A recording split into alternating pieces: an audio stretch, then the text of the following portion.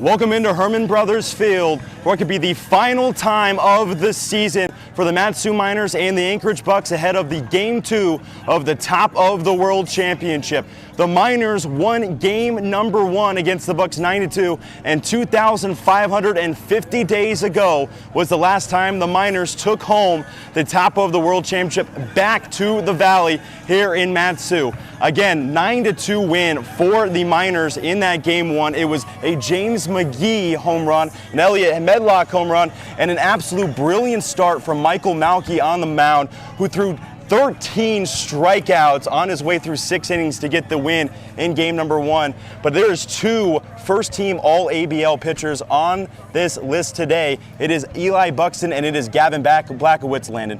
Yeah, those 2 really good pitchers, they earned first-team All-ABL spots for a reason. Both with sub-250 ERAs, which in a league with so much good hitting is very difficult to come by. Blackowitz has had a couple starts against this Bucs squad and has been pretty successful, so that's a thing to keep an eye on. Buxton has been one of the best pitchers in the league. You can expect him to continue what he did all regular season today here against the Miners. And the Miners offense did what they did all season long yesterday. They batted over 300 in the regular season. They got 9 runs yesterday, including 2 home runs. What do you think the Miners offense has to do today to keep it going and get this game 2 win? Well, the Miners offense pretty much has to do exactly what they did yesterday. Battle in hike in those 0-2 counts, get it to 2-2, 3-2. Even if you go down, that's okay.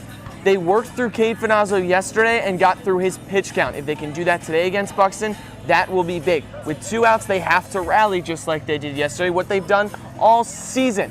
More of the same, and the Miners have a good recipe for success.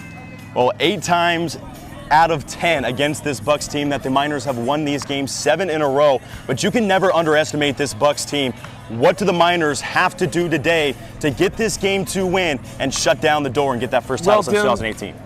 Like we've said, no lead is safe in the ABL. Yesterday, the Miners were up 9-2, and there was a chance they were going to lose that game. Up 9-2, Bucs had some good base running traffic from about the 7th to the 9th inning. They just couldn't push runs across. So the Miners, what they need to do today, from the pitching standpoint, limit the walks. The Miners have not walked a lot of guys towards over that 14-game winning streak and throughout July. If they can continue that trend, that'll keep traffic off the base pass, because for this Bucs team, they're one timely hit away from bringing that game close and maybe even breaking this game open today. On the defensive side, the Miners need to limit the errors. We saw how deadly it was yesterday for the Bucs. Had quite a few errors, finished with a total of 4 in the infield. If the Miners can limit that and just out-hit this Bucs team, I think the Miners will be taking the trip home. Well, the Miners will try to win that first Top of the World Championship since 2018. 2,550 days today, and we are looking to stop the clock at Herman Brothers Field. In just a few moments, Game 2 live.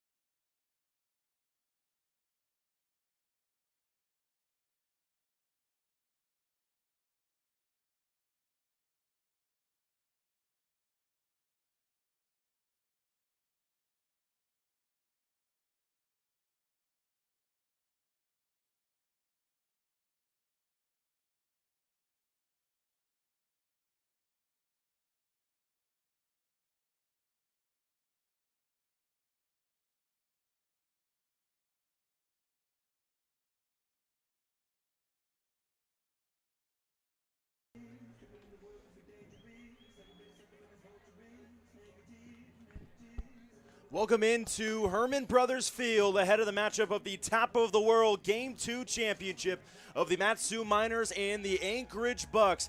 It has been a season of destiny for the Mat-Su Miners, who have gone now 23-6, 22-6 overall in the regular season, and they won Game 1 yesterday in the Top of the World Championship against the Anchorage Bucs 9-2. I'm Dylan VanderVeen.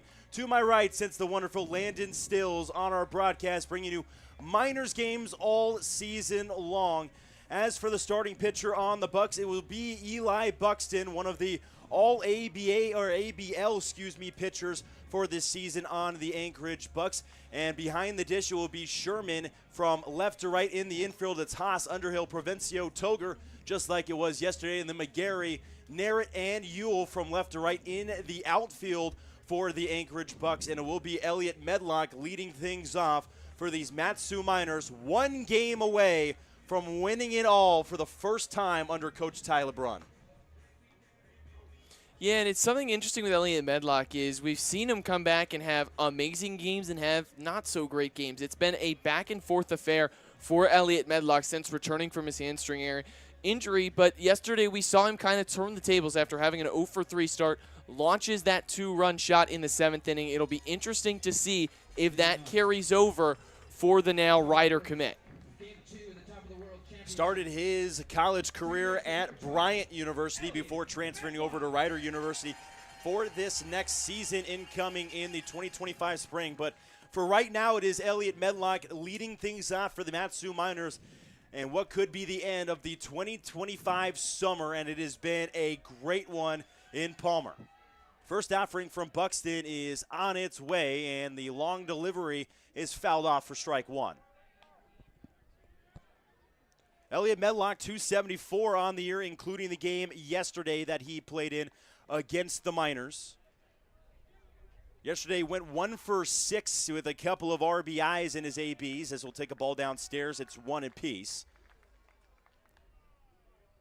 Medlock, Geffrey, Erickson, Bilter, McGee, the first 5 in the order. After that, it'll go Carter, Eberhard, Carson, Grout, Leakin, Stevenson, Greg Parentoni in the rest of the order. That ball's hammered to the left side, but ends up foul, and look out in the Bucs bullpen. That'll wake you up if you're in the bullpen for the Bucs if you weren't already, and it's a 1-2 count for Elliot Medlock. Yeah, Medlock just a little bit too far out in front of that pitch, but still a lot of good power in that swing. Hot shot over to the bullpen that is on the field here and not necessarily covered. Strike 3 to Elliot Medlock. That's one away, and it brings up Carter Geffrey. If you weren't with us on the broadcast yesterday, Carter Geffrey won Player of the Year in 2025. If you haven't checked our Facebook as well, it is up there. Also on our Instagram, but Carter Geffrey, a very good season for the Mat-Su Miners this year. It has been a fabulous time to kind of go with Carter Geffrey, Rich Erickson, and talk to all those guys in the van as this season really progressed, as Geffrey put some pump into his first pitch that he sees into right center field and underneath it for the catch for out number 2. Ewell makes the play, and it brings up Rich Erickson in an early top of the first. The Miners are the away team for this Game 2. If you were wondering why the Miners are hitting first, it goes home in games 1 and 3, and then they are at home still but play as the away team in game number 2 of this Top of the World Championship. Ty LeBrun's seen this championship game more times than he can count, but is yet to win the all-important second game in the series. That's over to Underhill, throws on a strike to first and gets 1-2-3 in the top of the first. It's the Bucs with a chance to strike first early in the game.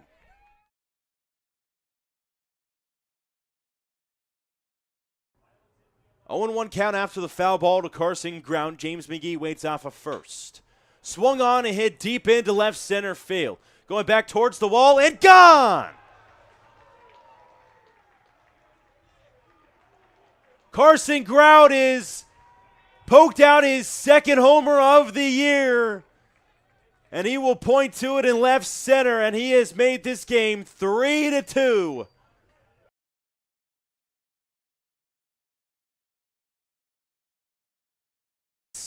especially this last season. Had a lot of good teams, handful of them in that 64 as that goes up the middle, gloved by Marks. The off-balance throw's not going to go in time. Geffrey tries to come home, and he's safe. Slid around the tag to come home safely and makes the game 5-2. What a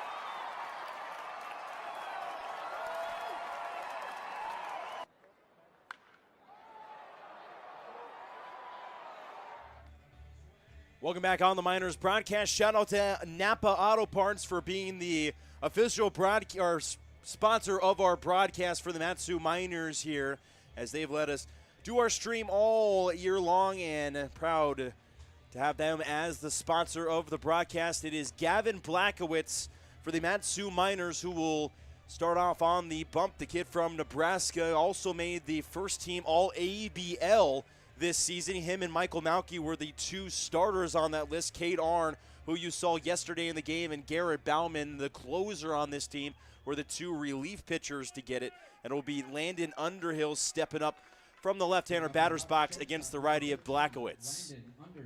Ridge Erickson behind the dish, and from left to right it goes Carson Grout, Perantoni at short, at second Elliot Medlock, over at first base it is Carter Eberhard, and from left to right in the outfield it's Bilter, who is going to give that ball in foul territory a check and head back to his position. Stevenson in center field, and Carter Geffrey, the all-star right fielder, catcher turned right fielder, in there at right field.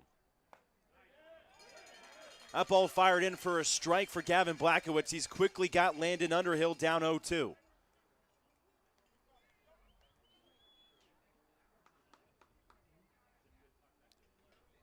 Underhill, the redshirt junior from Dallas Baptist, takes the first ball, and it's 1-2. 0-2 with a couple of walks yesterday was the shortstop in Underhill, usually in the second base spot, but defensive woes force him at short, as that'll be out to foul territory near the Bucs dugout. Underhill had a couple of strikeouts, as did most of the Bucs team yesterday. The only one without a strikeout was Logan Eula and James Provencio, as he'll even up the counts at 2 apiece. 2-2 counts as Gavin Blackowitz delivers the fifth pitch. It is into right field and landing over the head of Eberhard, and a base hit to start things out for the Anchorage Bucs in the bottom of the first, not looking to go home in 2 games. Yeah, we talked about it in our pregame show, Dylan. This is a team that is not going to go down easily. Sure, you beat him yesterday 9-2, but today is a whole new day. Sure, you won 8 of the 10 games in the regular season, but it's a whole new day. This is a very good team, and the Miners cannot be complacent if they want to win this game and prevent a Game 3. That bunt was popped up foul for McGarry. No chance for Grout or Erickson to make a play on it. Kai McGarry, we mentioned, might have been snubbed from the All-ABL teams, as he was phenomenal, but just didn't end up getting put on that list. 23 RBIs, led the league in stolen bags as well, was one of the top runners on this Bucs team, as that's fired in and will be out into right center field. Geffrey's underneath it, makes the catch. There's one away as Underhill retreats back to first.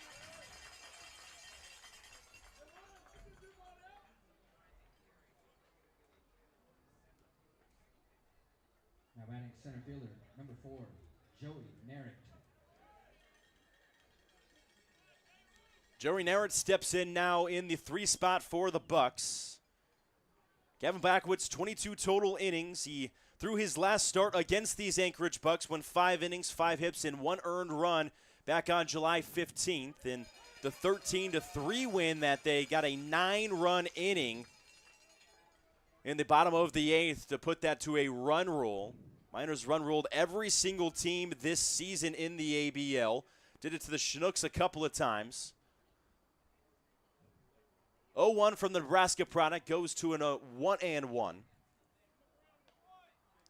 Underhill got on due to a seeing eye base hit into right field. After that, a fly out into center from McGarry, and now it is Joey Narrett in the 1-1 count.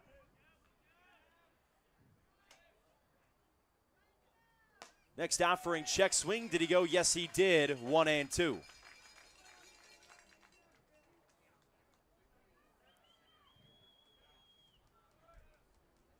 One and two to the center fielder for Anchorage. One out in the inning for Gavin Blackowitz. Underhill still waits off of first. That could be two. Medlock over to Parentoni. Could he get Arbehard? Yes, they do. No!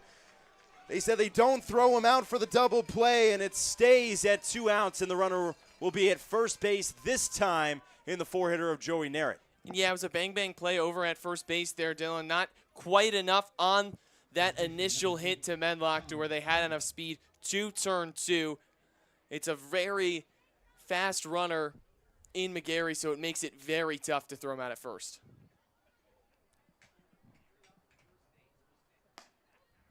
Narrett's over at first base. Kyle McGarry was running from first to second. They ended up throwing him out at second base. Toger now up, and then Logan Yule after that. Grant Haas after that. Swing and a miss for Sean Toger. Toger was 1 for 4 in the game yesterday in the 9-2 loss. Also had a couple of Ks in the game. Did record one of the 2 RBIs as checking Narrett is Blackowitz, not going to get him, and he'll have to deliver home. Toger, a two-way player for the Anchorage Bucs, as he has some innings on the mound but was shut down earlier this season. Pitched 13 total innings and has the batting average of .333, which ranks the best on the Bucs roster of any batter. 2-1 and too far downstairs and inside. 3-1 in front of the count for Sean Toger.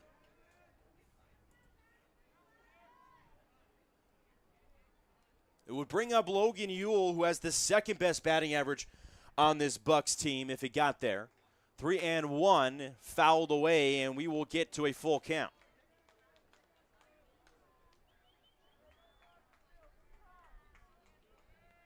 Fifteenth pitch of Gavin Blackowitz's inning coming up right here. The battle between the left-handed Sean Toger and the righty and Gavin Blackowitz. Here comes the 3-2. Poked into left field. Bilter's running over for it, and we'll watch it land in the bleachers towards left field out of play. So it will be now at least a 7-pitch AB for Toger.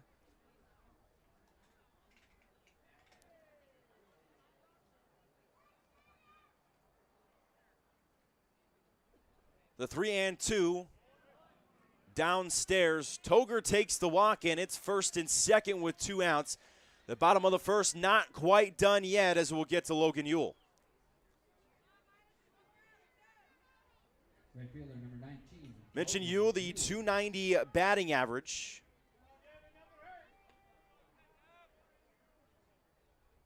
.436 on the on-base percentage, .516 slugging, as he's got 4 home runs on his year. First offering is smacked up the middle into right center field. That's going to score the first run of the game. Trying for third is Toger, and he's going to get there. Runners are at the corners, and a 2-out hit delivered from Yule.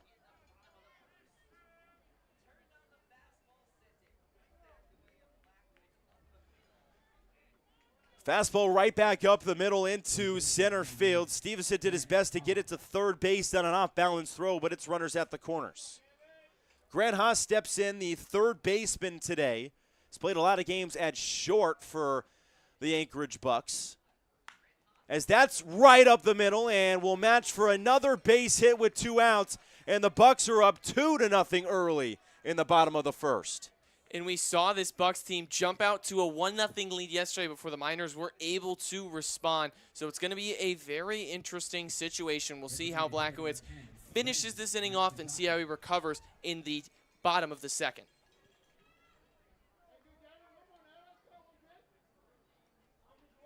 So Blackowitz, who pitched to just over a 2 ERA all season long, he has got 2 runners against him in this bottom of the first. Next offering is a strike. Gave up just 1 run against the Bucs in that last out, as I talked about on July 15th, excuse me.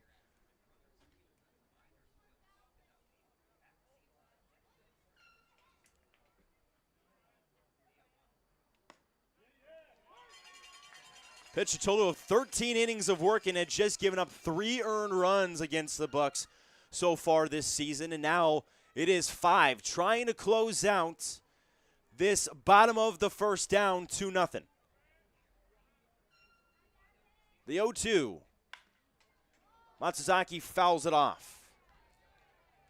It's gone all the way down to the 7 batter in the order for the Bucs. Sherman and Provencio, the 8 and the 9 for Anchorage.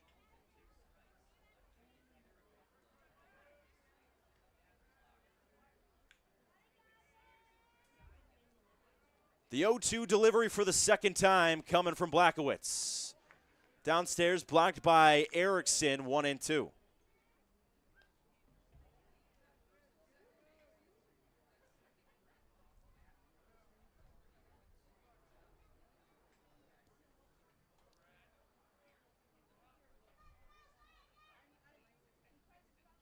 Next offering is again low, 2-2 for Blackowitz, evening up the count.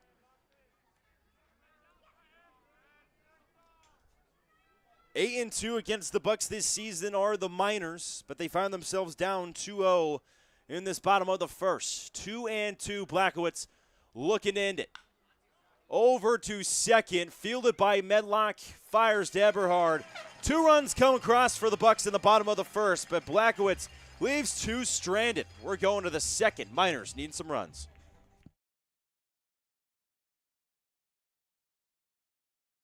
Nothing special for a fastball. That ball is drilled towards left field, back towards the wall, and forget about it! Cole Funkhauser, the second homer of the year, and it puts the Miners up 1-0.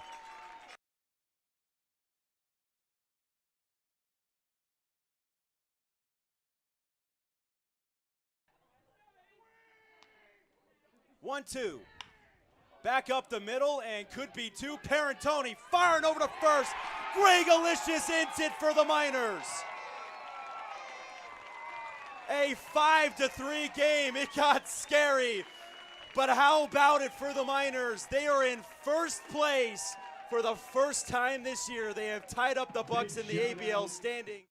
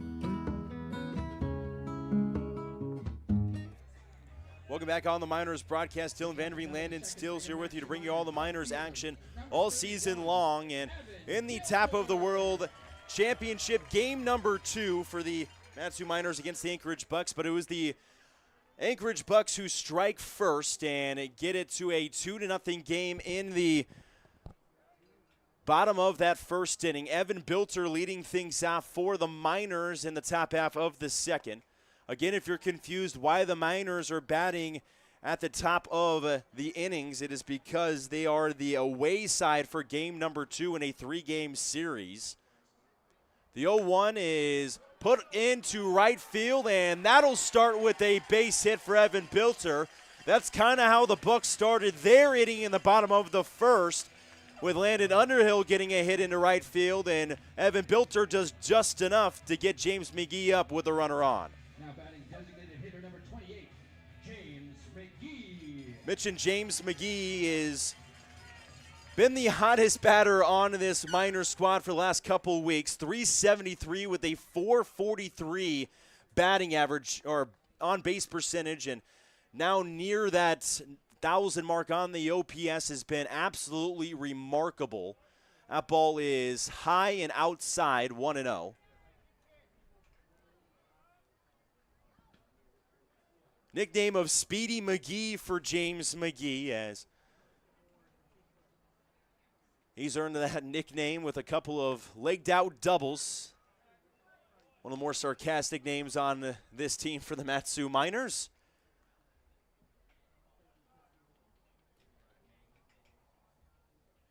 Bilter waits off of first. McGee in for the 1-1. Gonna check Bilter, and that hits him right in the rib cage.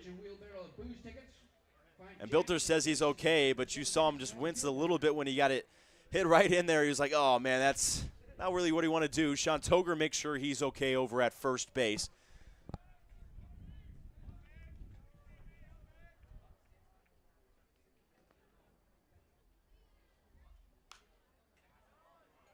The 1-1 fouled into unplayable territory. That'll end up being a souvenir for one of the kids that are running around here in Herman Brothers. Packed house of over 1,000 people here today at the field waiting to see the Miners win their first championship in 7 years.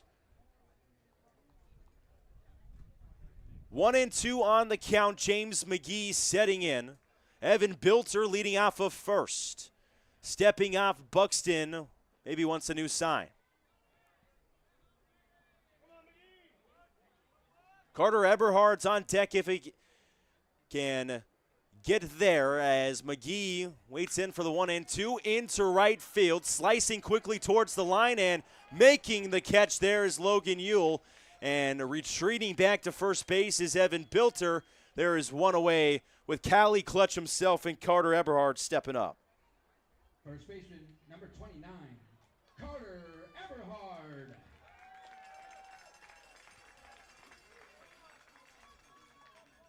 Eberhard has been phenomenal from California Baptist, first team All-ABL at the first base spot. Beat out Jake Mitchell for that title, as checking Bilter again, this time not hitting him in the rib cage, as Token can get it cleanly.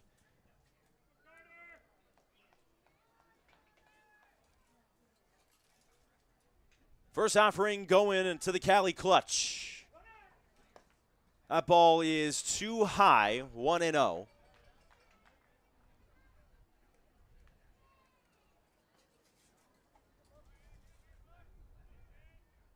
Eberhard having a little bit of trouble in his last few games, as he'll take the 1-1 from Buxton.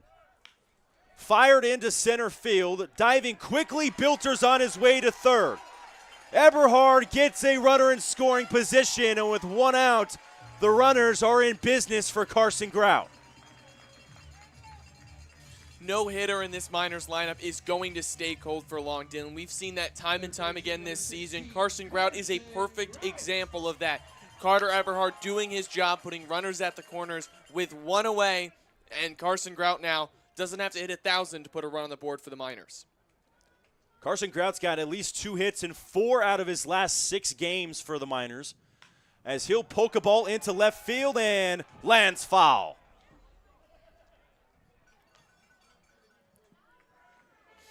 Just sliced too much to the left side, and Carson Grout's going to have to step back in with the 0-1. Does not have to bat 1,000, as we've said, to get at least the run cut in half to 2-1 as Bilter waits at third. And Bilter's got good speed. Sorry to cut you off there, Dylan. So any ball hit to a decent enough spot in the outfield, Bilter will be able to tag up and score. Even up the count of 1-1. 2 for 5 yesterday in the 9-2 win was Carson Grouts. Didn't record an RBI, but got himself on base a couple of times for the Miners. Next offering is fouled off again to the left side. It's 1-2.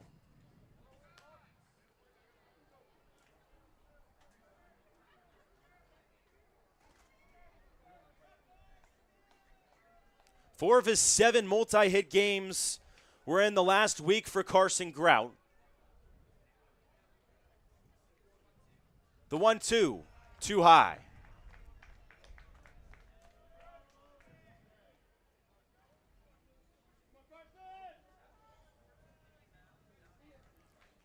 Grout stepping in again on the 2-2. Eberhard waits out for first. Bilter in front, waiting 90 feet away. 2-2. Too high, 3-2 on the count. Big league take there by Carson Grout. Enticing pitch to swing at, pitches we've seen him swing at earlier on in this season, but this new and improved version of the Iowa kid is always going to take that pitch, especially in a big situation like this. 3-2 into left field. Could be deep enough to send the runner home, as slipping in left field was McGarry. And Evan Bilter will score. It's a 2-1 game. They've cut the lead in half. Doing the job to get the run was Carson Grout, getting his first RBI of the top of the World Championship. And we talked about it when the Bucs scored 2 runs. They went up ahead in game 1, and the Miners came back and responded to tie that game. Not quite enough to tie the game yet, but sometimes with these Miners, it feels like the inning is just getting started with 2 outs.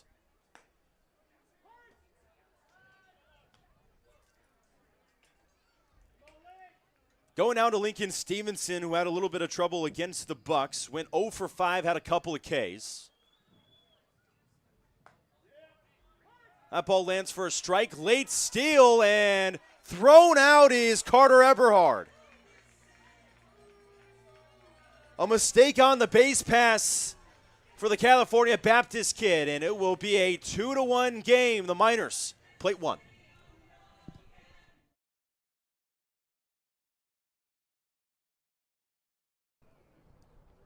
Two and 1 early on to Medlock. Fourth offering from Fernazzo is a high drive, deep left field. Forget about it, it's on the football field. Elliot Medlock continues to mash baseballs. This game is 1-0.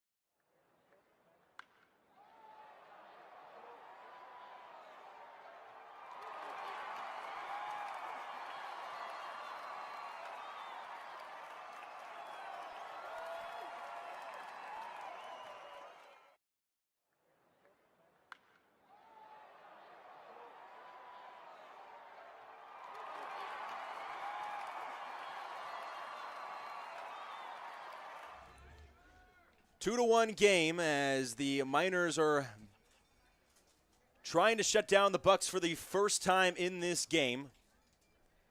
Blackwoods gave up 2 runs in the bottom of the first, excuse me.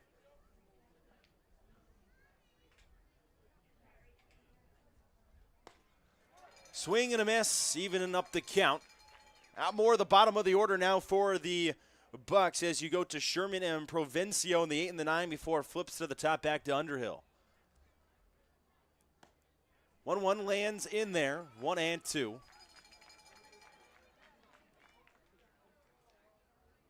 Sherman batting just .233 on the season, but does have 1 home run and 5 extra base hits, as that will go out of the zone.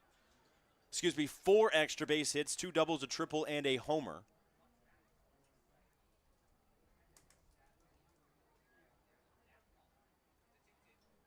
The 2-2 poked over to Parentoni. He fields cleanly over to Eberhard, and there is 1 away.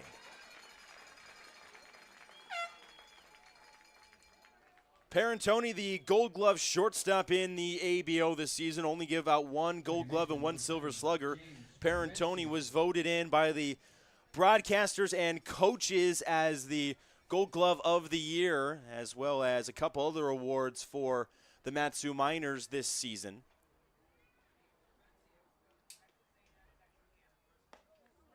That ball swing and a miss. Provencio from Texas A&M, Texarkana, Lakewood, California.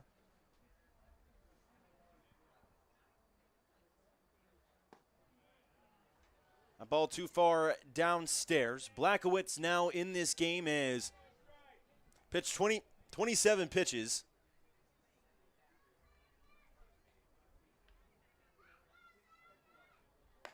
Ball high and away, 2-1 for the Nebraska product. Provencio 11 RBIs so far on the season.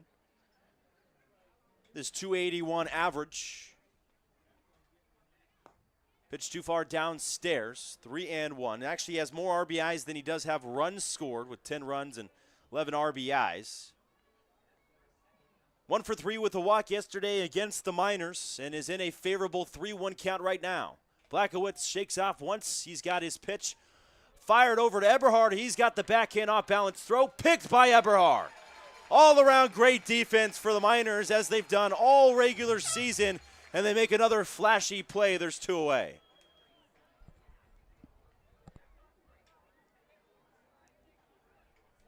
Shortstop, number 13, Landon Underhill.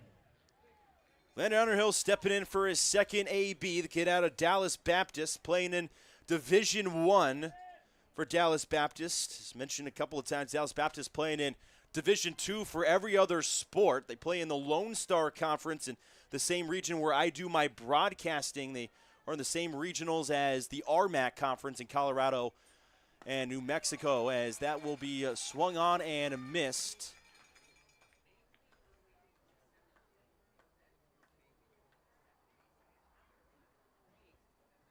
And South Dakota. How do I forget about South Dakota? Sorry, in the RMAC Conference.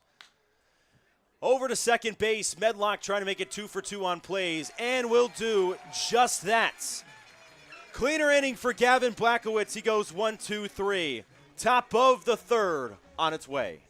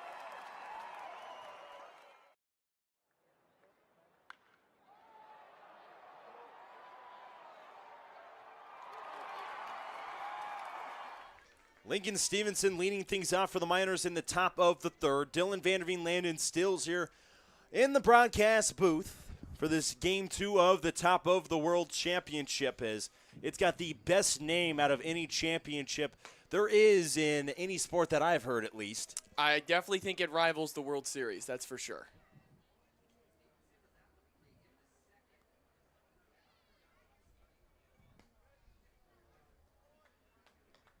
Really off note, but have you seen Rookie of the Year?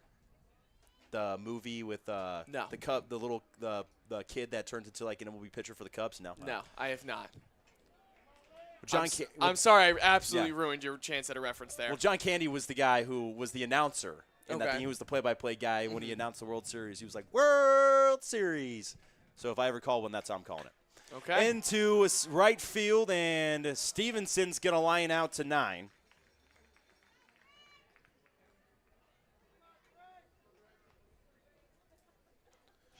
Brings up the shortstop from Pomona pitcher in Greg Parentoni. Elliot Medlock after that at the top of the order. The Bucs swing through 7 total batters in the first. The Miners swing through 7 in the first 2 innings, but it is a 2-1 game. Parentoni takes a ball 1. Parentoni over the 300 mark at 316 this season for the Miners. Fastball over to the right side and foul. 20 total RBIs now for the Pomona pitcher shortstop. Had a couple in the game versus Anchorage last night in the 8th inning to make it a 9-2 game. Swing and a miss on another fastball, 1-2. Parentoni won one of the players of the week after hitting over 500 through 1 week and getting his average close to 350. He'll take a ball downstairs, 2-2.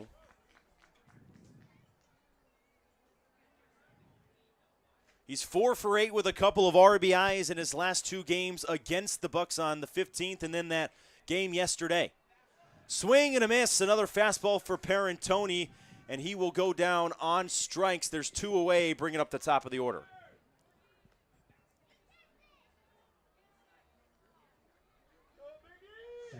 Second strikeout of the game for Buxton.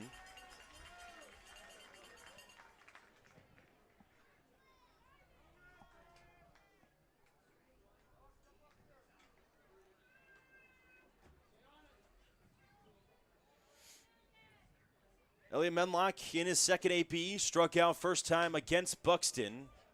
Swings at a pitch a little bit outside to an 0-1.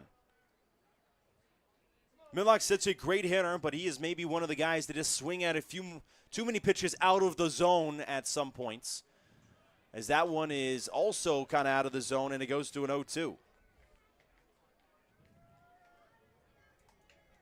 Medlock hit a home run right down the line in left field yesterday to make it a 2-run shot in his 4th homer of the year for Medlock, and he will strike out back-to-back times to start out Game 2. Scoreless top of the third, going to the bottom half. Gavin Blackowitz coming out to do more work.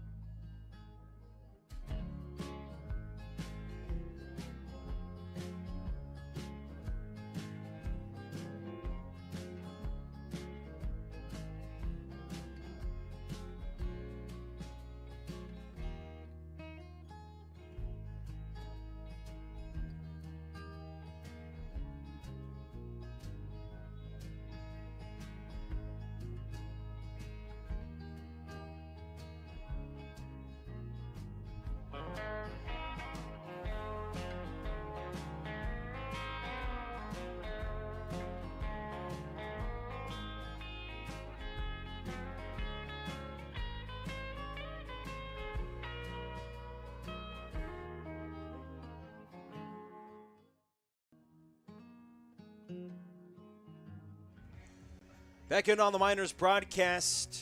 Been a good one so far, 2-1 game in the bottom of the third. Gavin Blackowitz has gone through 2 innings. Last time it was 1-2-3 for Sherman Provincio and Underhill. Will be Kai McGarry, Joey Nara, and Sean Toger leading things off in this bottom of the 3rd inning. If this was to go to a Game 3, it would be tomorrow night right here at Herman Brothers Field, July 23rd, first pitch at 6 p.m. The Miners win this game today, it is all over, as the Miners would win the series and the top of the world title. Coming up for the Bucs, left fielder number 17, Kai McGarry. McGarry flew out into right center field last time up.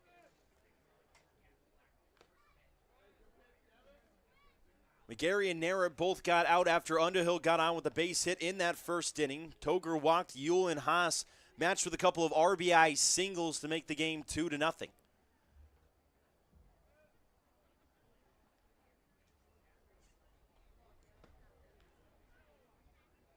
Ball goes to a 1-1. That will hit the umpire, and he'll take a couple extra seconds here to get back and situated.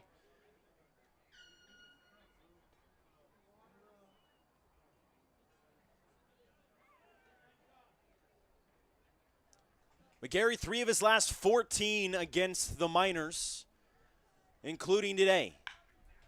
Hammered down the line and just foul. Grout was smothering that line in case it does go fair. So go to a 1-2.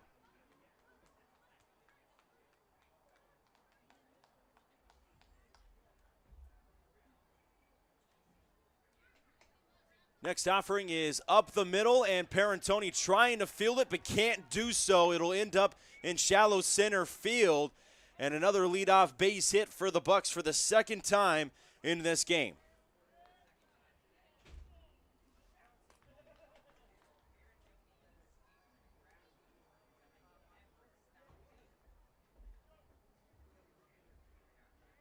Center fielder number 4, Joey. So McGarry is on, and he's got dangerous speed for this Bucs team.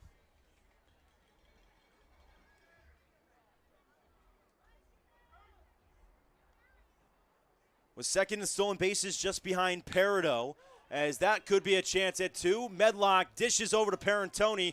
Can't get the play for Eberhard, as running it out is Narrett for the 2nd time, grounding into a fielder's choice over to Medlock. Did it in the first inning and does it again in this 3rd inning. And it brings up Toger, who walked last time against Blackowitz. First baseman number 8, Sean Toger. So it takes McGarry off the base pass and puts on Narrett.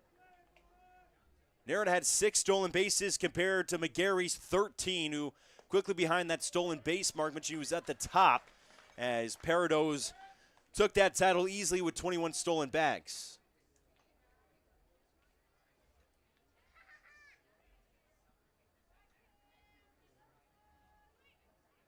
0-1, swing and a miss for Toger.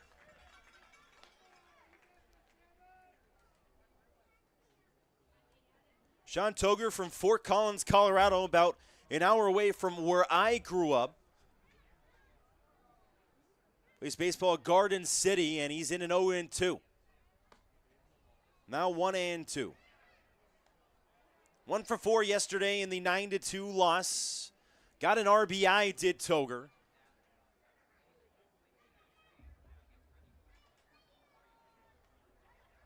The 1-2, spoiled to the right side, foul.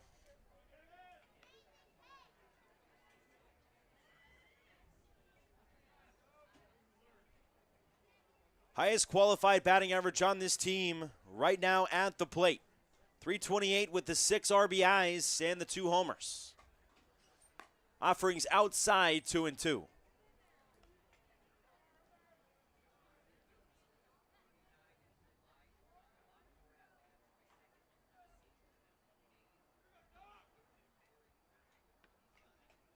Next offering at 2-2. Into right center field. Stevenson's going to be underneath it. He makes the catch there, and retreating back to first base is Joey Narrett, as there's now 2 outs. Now batting right fielder number 19, Logan Ewell. Ewell scored the first run of this game, or hit the first run of this game home with a RBI single in that first inning. Grant Haas, the on-deck guy, followed him with his own RBI single to get the second run home. First pitch is outside.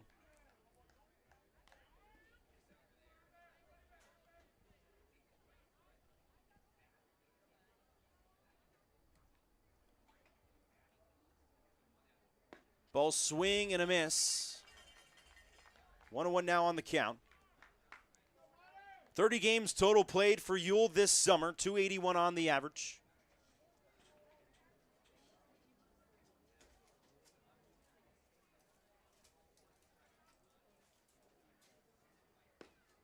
One fired in there, 1-2. Ewell 0 for 3 with a walk in that first game. Got his first hit at the top of the World Championship, as I mentioned, in the first. But down in a 1-2 counts to the Nebraska product of Blackowitz. The 1-2 incoming. Swing and a miss. Blackowitz gets through inning number 3 with a 0.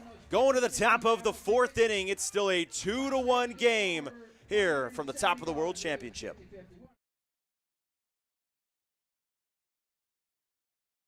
Team really just seems deflated at the plate. Not a lot of competitive ABs, and going against a guy like Malky who's able to pound the zone so well, it'll be very interesting to see how these Bucs hitters respond. As that one speared right back to Malky. He makes a beautiful play. Behind the back. Nice little behind the back grab for the first out in the inning.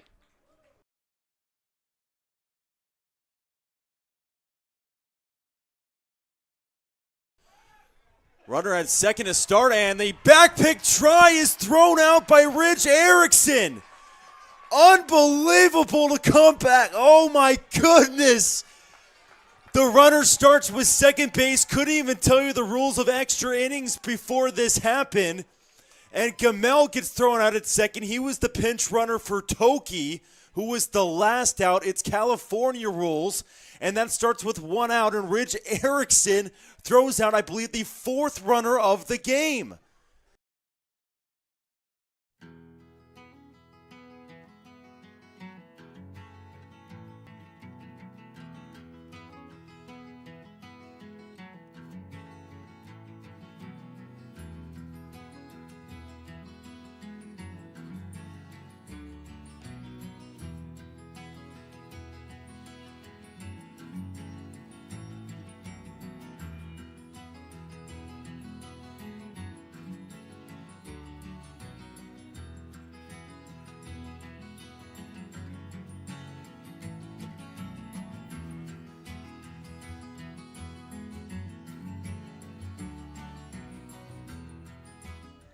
Welcome back in on the Miners broadcast. As normal, it's Dylan VanderVeen, Landon Stilz in the broadcast booth for you for this top of the World Championship. 2-1 game so far. You're in the order that you really want to be for the Matsu Miners to score a few more runs. It's Carter Geffrey, Ridge Erickson, and Evan Bilter, the first 3.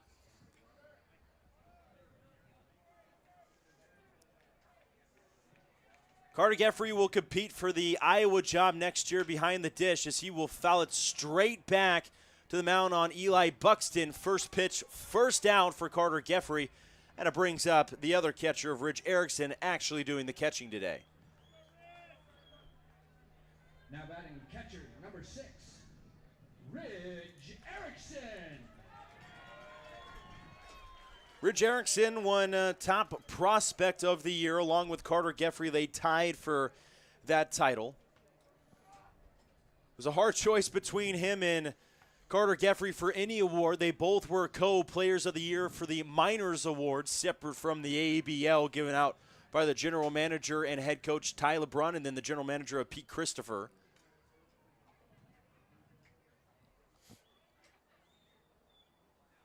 1-0, fouled straight back to a 1-1 count.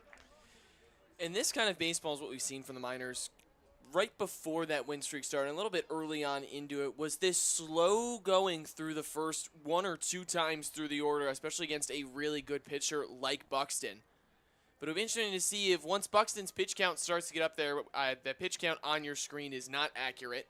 Buxton has not thrown 17 pitches through 3 innings.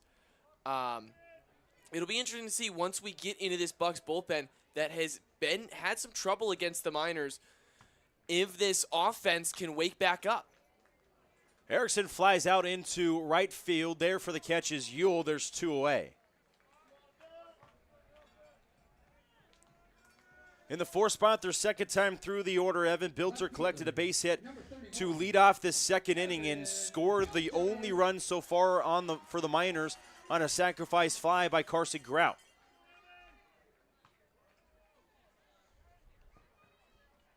First offering to the Colorado School of Mines product is fouled straight back. 400 hitter in his 2 years of starting at Colorado School of Mines, and has come here and done a 300 line mark with the wood bat at 307. As that pitch lands in there for strike 0-2 behind in the count.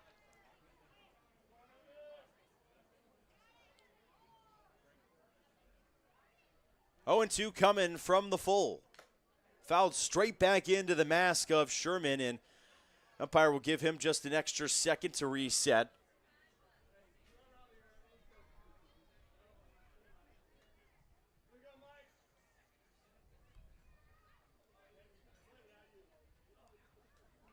Oh, and 2 still with the 4th pitch of the AB incoming.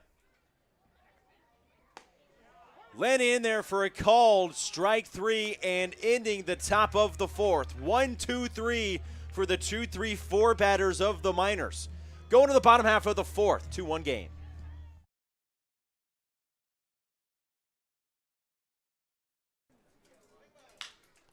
That ball hit into center field. Stevenson's going to dive for it and makes the play. Can he double him off? No, he cannot.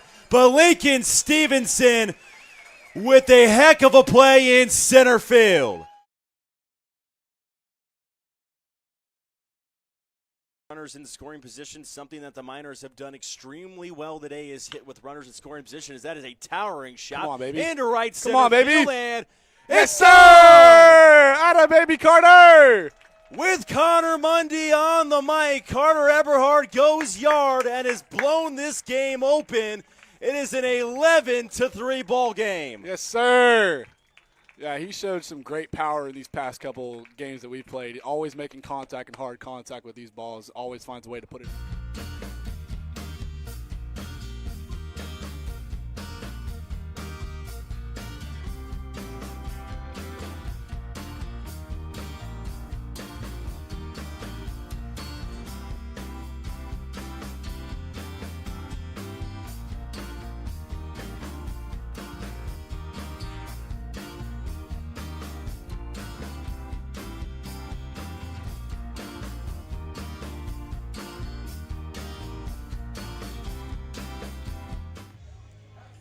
Back in here on the Miners broadcast. The 2-1 game in the bottom of the 4th. Blackowitz gave up the 2 runs in the bottom of the 1st inning and has put 2 zeros on the board after that for the Matsu Miners. Leading off for the Bucs, third baseman, number 9, Grant Haas. Grant Haas will lead things off from the 3rd base spot. It's him, then Matsuzaki, Sherman, and Provincio, the 6 through the 9 for the Anchorage Bucs. Firing a strike on the first offering is Blackowitz. We're underway in the bottom of the 4th.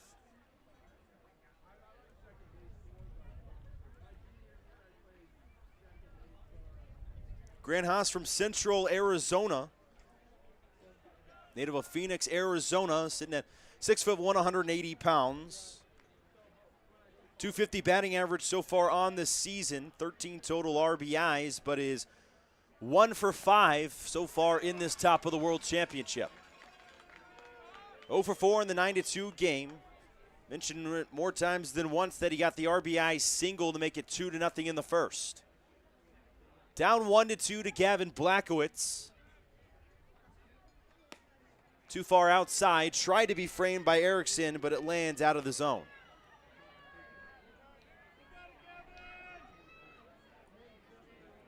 Four hits for the Bucs in this game, just a couple for the Miners. That ball is popped up and lands out of play.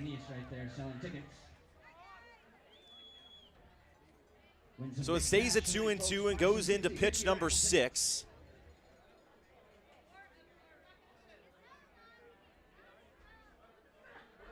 2-2 count. Strike 3 called right at the top half of the zone. And dating back to last inning, it's back-to-back Ks for Gavin Blackowitz.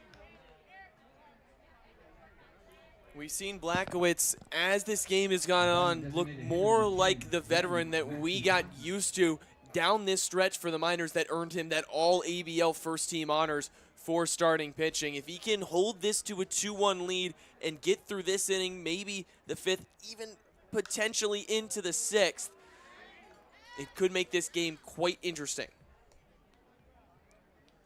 Matsuzaki, who is 3 for his last 9 against the Miners. Last few games that he's played against him was 2 for 4 yesterday in that DH spot. Swing and a miss for Matsuzaki, and it goes to an 0-2. Back-to-back DH starts for him. First time playing back-to-back games since all the way on July 2nd, where he played 3 straight games, 2 against the Miners and 1 against the Glacier Pilots. Ball lands low on the breaking pitch, 1-2. Matsuzaki came from Honolulu, Hawaii, and North Park University. Now is in Alaska. As that lands low, 2 apiece.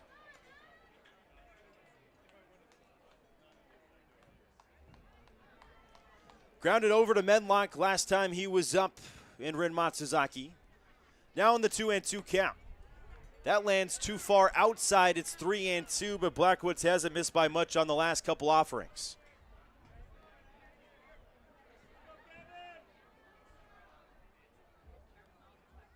Now the full count. Strike 3 called. 3 straight Ks for Gavin Blackowitz. And that was just my best pitch versus a very good hitter in Ren Matsuzaki. Gave him a fastball that tops out at 95. That one sat low 90s, right at the top of the zone. Just froze Matsuzaki for strikeout number 3 on the day for Blackowitz. That ball is inside. Now the Spokane, Washington native went to Gonzaga University. We used to have one of those, and Michael Keneally, who just had to go back home. Hopefully he's listening on the broadcast. Shout out to Michael Keneally, being a big starter on this team that's got us this far. That's over to the left side and foul. So shout out to Blake Encarnacion as well. Had to leave a little bit early from Nebraska. Probably watching his buddy and Gavin Blackowitz pitch a good game so far. Swing and a miss to Sherman.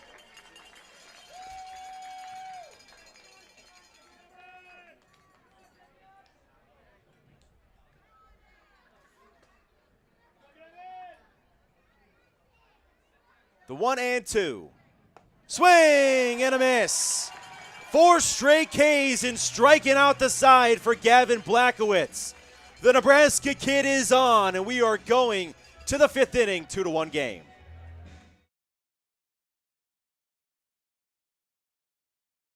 Runners in the scoring position, something that the He's done it so many times before for Colorado School Mines. And now looking into it here for the Miners.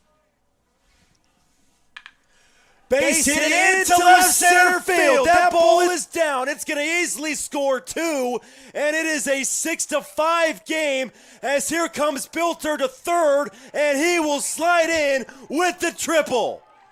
Evan Bilter, hello. Coming out from Golden, Colorado, and he has made it 90 feet away with Cole Funkhauser stepping in.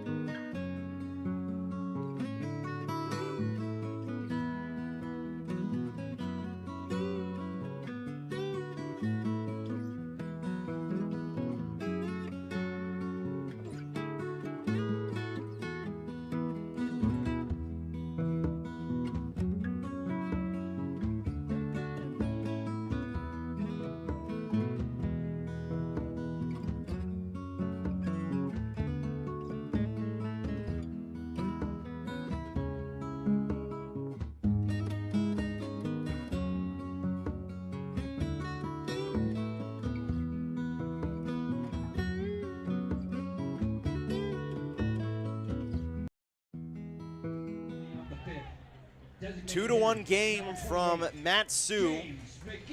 The Miners down in this game in the top of the 5th, but it is James McGee leading things off. Carter Eberhard, Carson Grout, the first 3 in this inning, hitting from the 5 through the 8.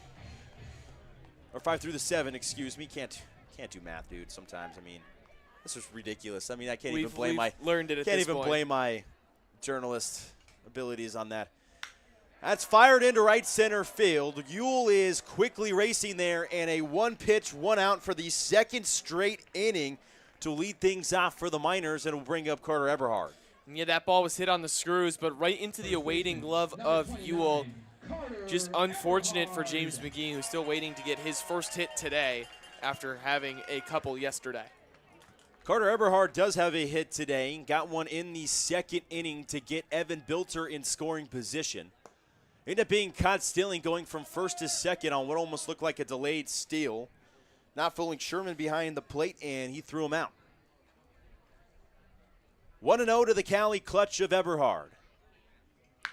Fires a ball right through the legs of Sean Toger, and it ends up in right field. But that ball was put on the screws. We're going to have to see how it marks in the book. Yeah, it'll be interesting to see how that scored. Normally, on a ball hit that hard through the legs, you could be a little more lenient as it didn't hit the glove of the first baseman in Toger, so it'll be interesting to see how it is scored. They do rule it a single into right field. And that's the right scoring. I believe so, as well, as Eberhard is now 2 for 2 in this game. Carson grounds one over to the right side of play, quickly flipped over to first, and making the play was Provencio on the charge. But the runner is in scoring position for Lincoln Stevenson. And Stevenson has had his struggles in this top of the World Championship Series. 0 for 4 yesterday, 0 for 1 today. This is a big spot for him. Led this team in RBIs for pretty much the entirety of this season once he arrived from Central Missouri. It was at the end that Ridge Erickson overtook him, but still 20 runs batted in is nothing to shy away from. That first pitch is too far low in a 1-0 count for Stevenson. Did hit a ball on the screws and lined out into right field his first time up in the 3rd inning. Led off that 3rd inning with the outs.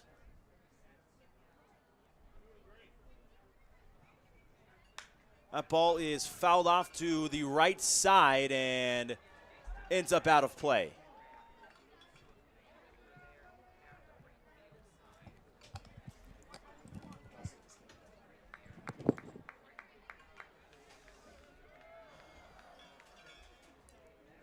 Sorry about the camera issues. We'll get that fixed here in just a second, as Stevenson is in for a big opportunity for the Miners.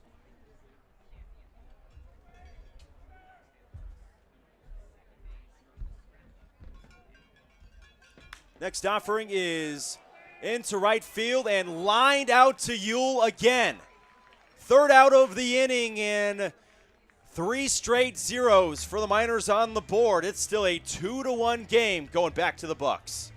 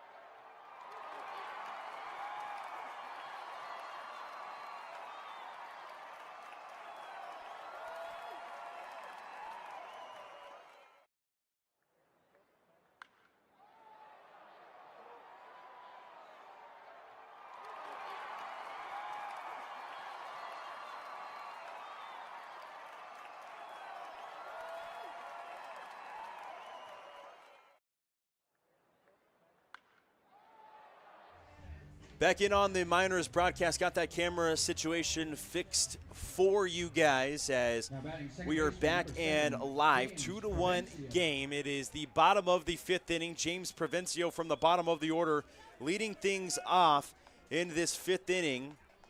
It goes to the top of Landon Underhill to get his 3rd AB against the starter of Gavin Blackowitz after Provencio. That ball fouled off to the left side, out of play.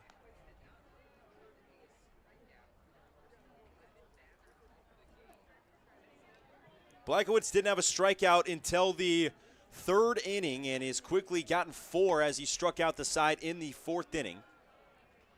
1-1 count now for Provencio.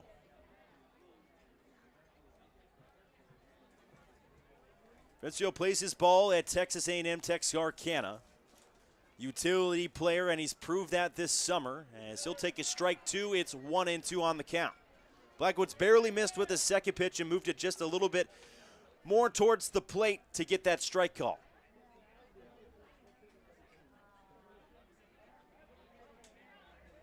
The 1-2. High chopper fielded by Medlock. Hard throw and gets a strike to Eberhard. Another nice play by Elliott Medlock at second base. There's one away. Shortstop, number 13, Landon Underhill. Gavin Blackowitz has gotten out the last 7 batters after giving up a base hit to Kai McGarry in the 3rd inning. Got a fielder's choice to Narrett, and then 4 straight Ks. He got a fly out to Toger after Narrett, then the 4 straight Ks, and now the Provencio ground out. 0-1 count to Underhill.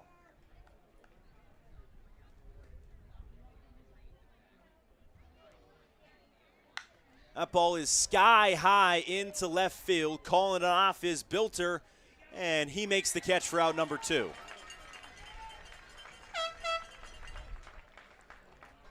Low scoring affair here so far with the 2 outs in the bottom of the 5th in the 2-1 game. Now the 2 pitchers in Michael Malky and Cave Finazzo go yesterday. Finazzo did not go nearly as deep into the game after giving up 4 earned runs yesterday.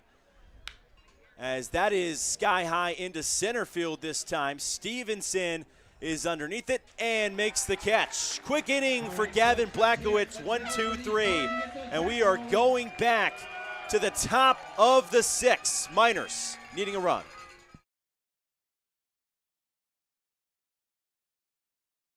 The Chinooks would finally be out of that last place spot. That ball is drilled way back towards the wall, and it bounces off the top and over for James McGee. Getting just enough of that ball is Speedy McGee, and he hits for power this time and has made it a 4-2 Miners lead.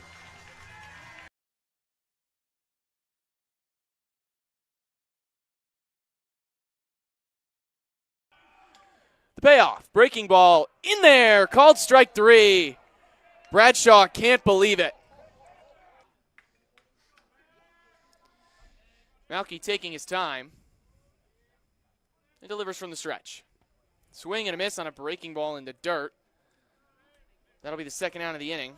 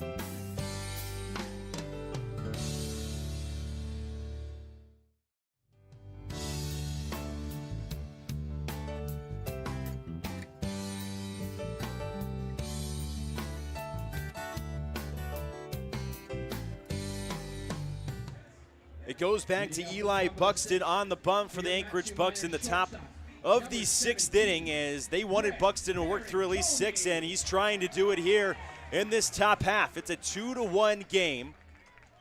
Greg Parentoni leading things out before it flips to the top of the order. First time for Parentoni leading it off in this game. He'll lay one down, and it is well foul. Parentoni's shown that several times through the season to lay down the drag bunt, and he's got on several times, especially against the Bucs. Yeah, and Haas over there at short is ready for it every time Parentoni comes up. Always kind of playing in a little bit on that first pitch. Parentoni over to the shortstop in Underhill, who feeds cleanly and fires it out at first base. And there is now one away, and it brings up the top of the order.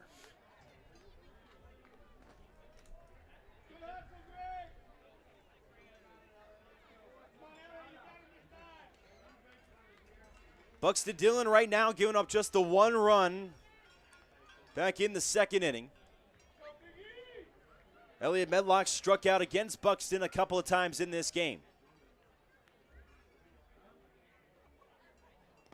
Offering is way too far downstairs, spiked away from Sherman. Geffrey and Erickson up after Medlock. Medlock, the 274 hitter.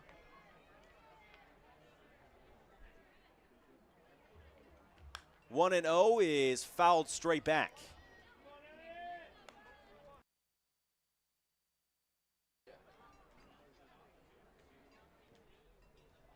Medlock had a home run in that top of the World Championship Game 1 yesterday. It flew out just that close to the line, was about 20 feet over the fence in left field. 1-1 count. Fouled off, it's 1-2.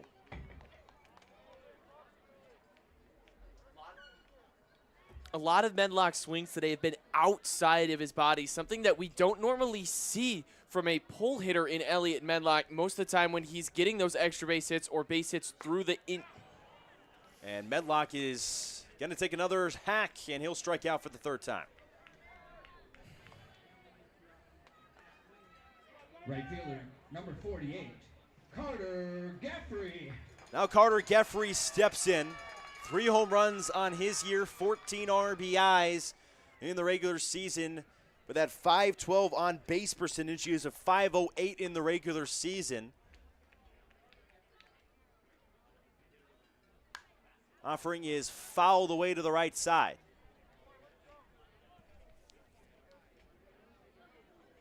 The pitch count not right on your screen for Buxton, though he's got a pretty decent pitch count right now in this game, working through 5 2/3. Offering is too far downstairs. It's 1-1.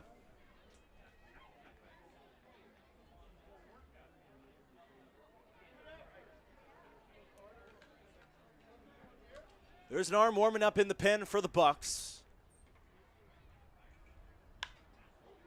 That ball is sky high, right behind the plates, trying to make the catch, and doing so is Sherman. And Geffrey is retired, and it will bring up Erickson.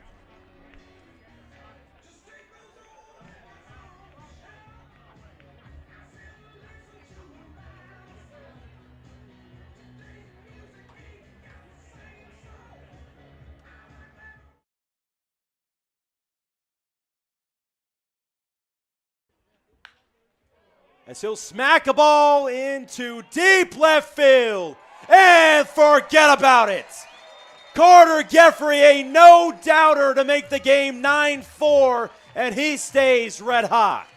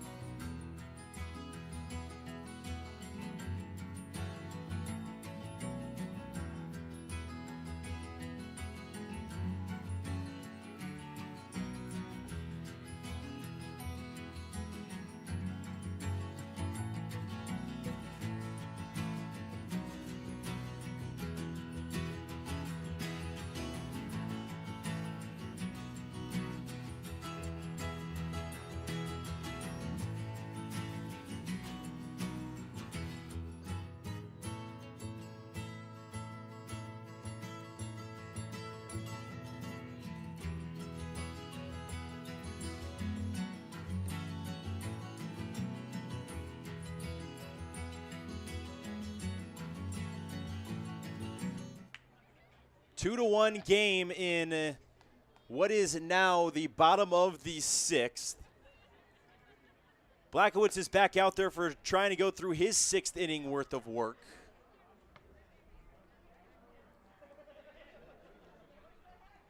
Been a pitching duel so far with just 3 runs in this game, all coming in the first 2 innings, as that is sky high into foul territory.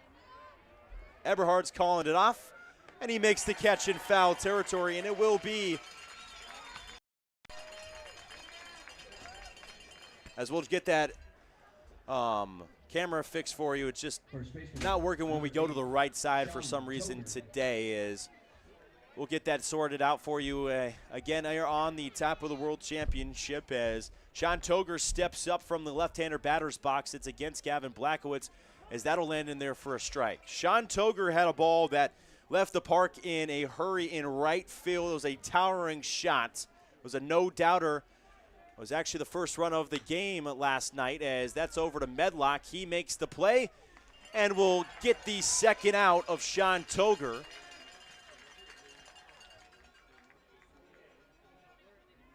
And it goes to Logan Ewell.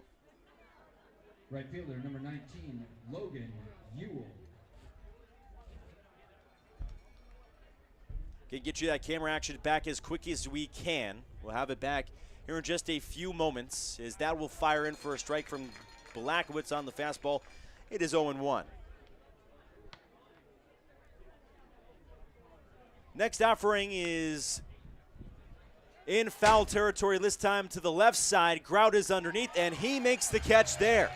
Couple of pop-outs and a ground out over to second. That's how the bottom of the 6th goes. 3 innings left, top of the 7th.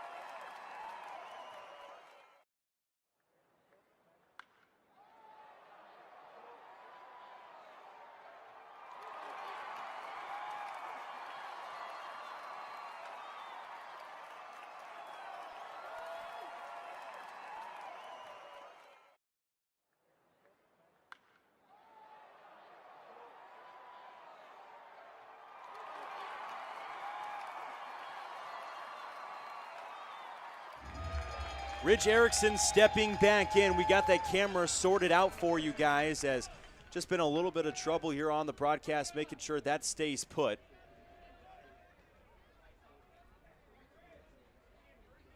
Two to 1 game right now. It's Rich Erickson setting in.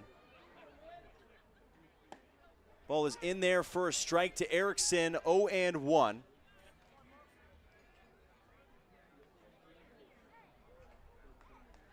This team has only recorded 3 total hits today, 2 off the bat of Eberhard and 1 off the bat of Evan Bilter. 1-1 count. Still a pitcher in Buxton out there, as he's done a phenomenal job trying to pitch through his 7th inning worth of work. The 1-1 is poked into right center field.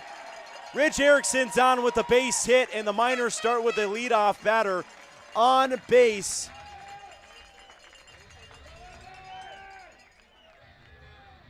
Left fielder. for the second number time today. 31, Evan Bilter. Evan Bilter 1 for 2. He struck out looking last time up in the 4th inning, but got himself a base hit to right field in the 2nd. Bilter pulls back the bunt. Rich Erickson stays put at first. It got a little bit away from Sherman, but not enough for Erickson to go to 2nd. And now Haas in on the grass at 3rd. Bilter obviously a threat to bunt, probably 2nd best on the team behind Parentoni.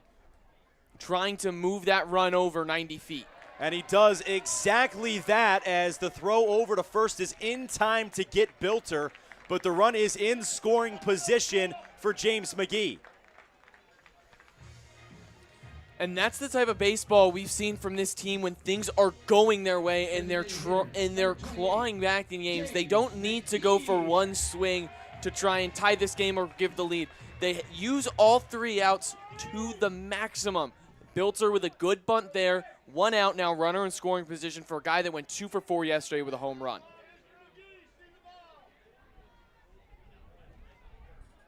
Was real player of the game yesterday. Did not get in the interview. Interview Carter Geffrey, Michael Malky, and a couple others as that is into right field. And Erickson thought it was hit well enough to maybe not even tag up at 2nd. And it's going to be an out for James McGee. And now it is Carter Eberhard, who's 2 for 2, having to step in and try to go 3 for 3.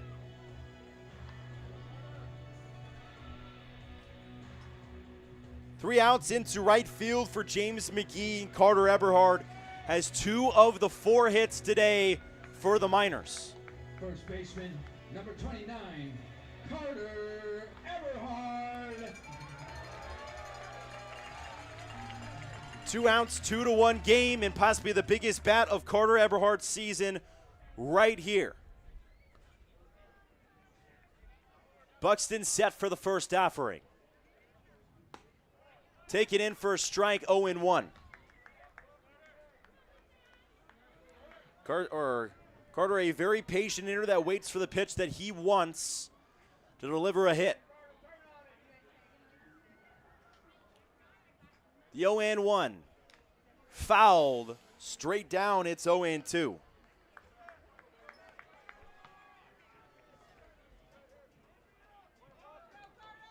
Blackowitz and Buxton have both pitched phenomenal today, but Buxton's kept the board to just 1, where Gavix has kept it to 2.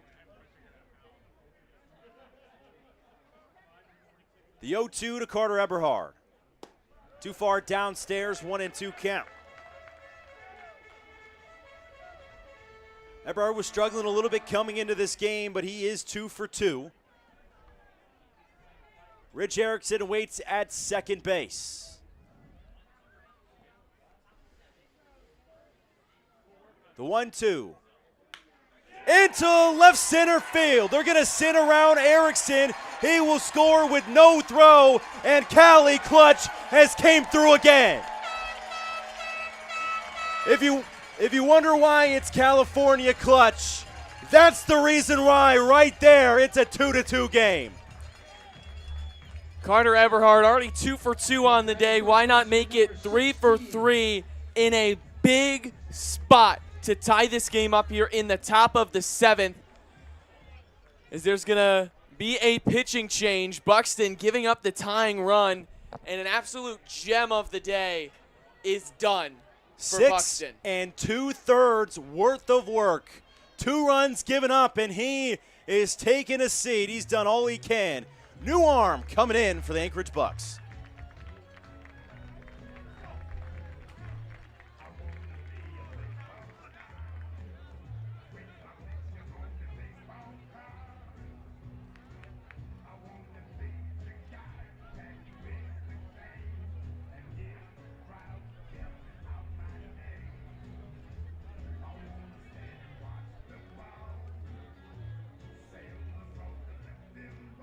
Now pitching for the Bucs, number 40 from Suwanee, Georgia, pitching out of Arizona State University, Colin Landon.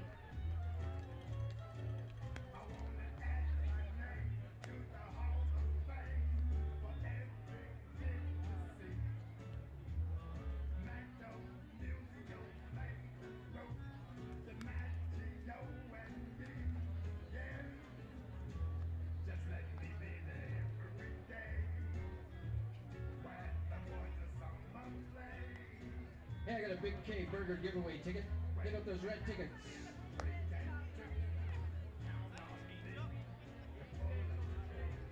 This is the Kendall Auto Group Big K Bullpen Burger giveaway on the red tickets. Ticket number 721517. 721517. You've won the Kendall Auto Group Big K Bullpen Burger giveaway. Head to the merch shack to get your coupon.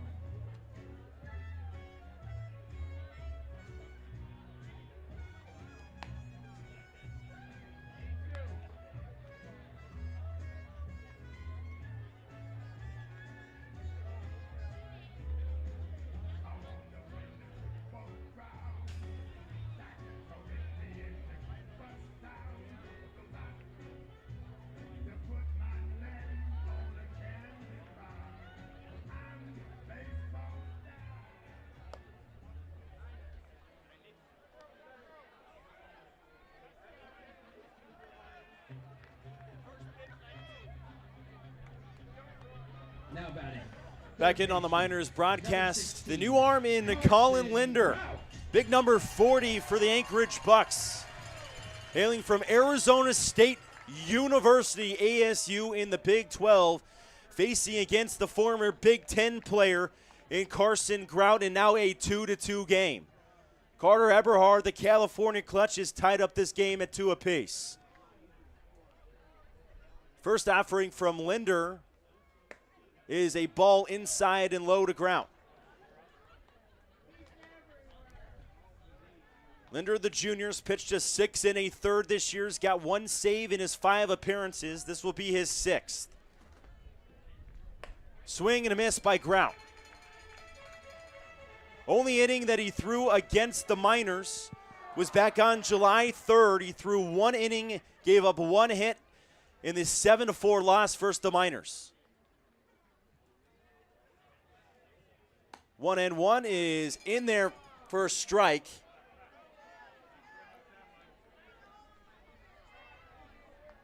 And there's some chatter from the Miners fans is that ball really has not been called a little bit outside like that all game. 1-2. Swing and a miss of Grout. Linder comes in and shuts the door. But it's the Cali clutch that comes through again. It's a 2-2 game. We're going to the bottom of the 7th.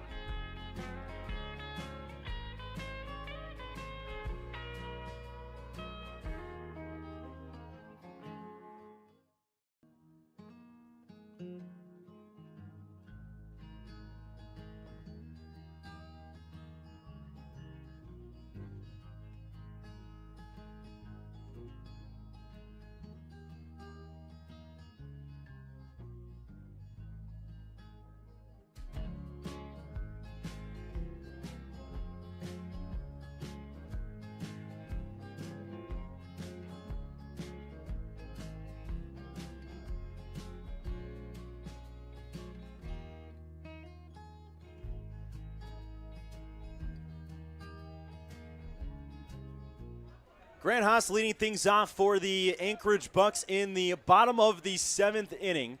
Gavin Blackowitz is back out there as he throws a strike 1. If anybody was wondering and happened to join us late why the Miners are in the top of the innings is because they are the away team in Game 2 before they would be the home team again in Game 3, winning the ABL. Checking him down the line. No, he did not. One apiece.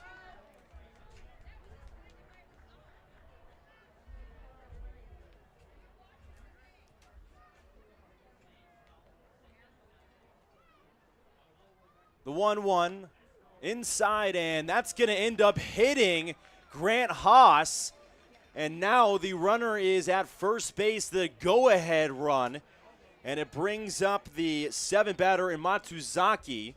There is some action in the pen, and I believe it is Garrett Bauman working out there for the Miners. As if Blackowitz can pitch through this inning, you would no doubt more than likely go to your closing man of Garrett Bauman for 2 innings.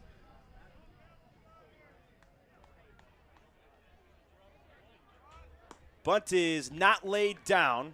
Matsuzaki misses it. It goes for a strike.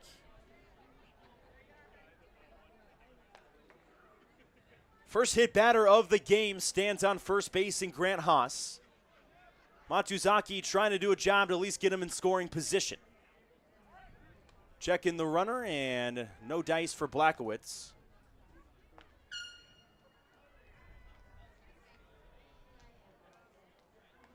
The North Park University kid against the Nebraska kid.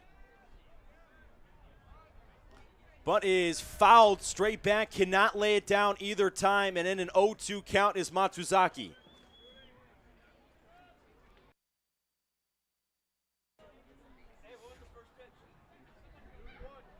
Oh and 2 to Ren Matsuzaki.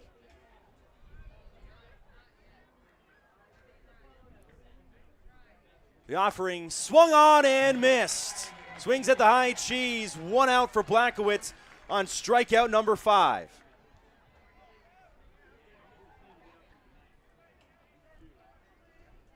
Nebraska kid has given it all he can in this game, trying to get Sherman and Provencio to end this inning. 2-2 game in Herman Brothers Field. First offering in there for a strike to Sherman. 0 for 2 today. He's got a K in the fifth to end off in the fourth to end off the bottom of the fourth, and got himself a ground out to short in his first time up.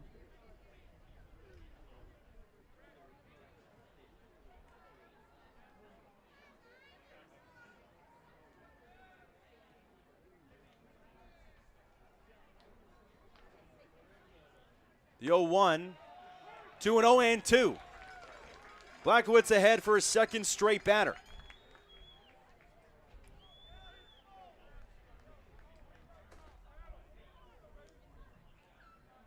The 0-2 coming from Gavin Blackowitz. Spike towards the plate. Good block by Erickson. Not letting Haas get anywhere off the bag. Haas does have some speed, plays that shortstop position if he does want to try to run. But if you really want to try to run on Ridge Erickson, I say to you, good luck. The 1-2.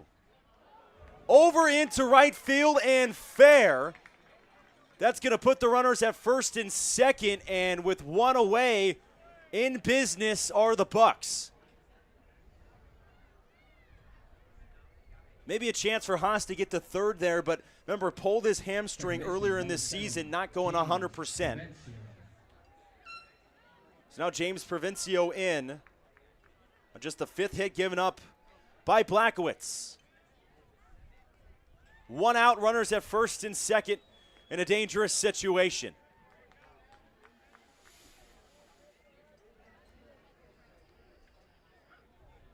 Provencio 0 for 2 with a couple of ground outs over to second base. Landing for a strike 1.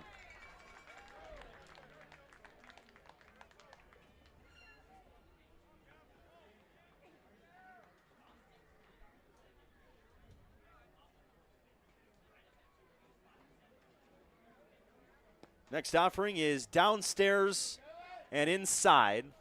Now 1's apiece. If it got to Underhill at the top of the order, you'd wonder if you keep Blackowitz in or not to face the 4th time through. He's through 6 in the 3rd right now.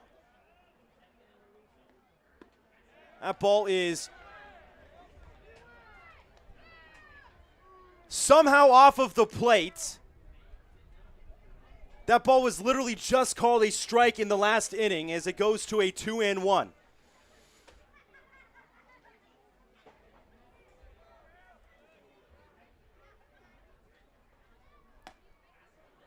Lands in the same exact spot for a 2-2 pitch. With still one out and Blackowitz trying to get out number 2.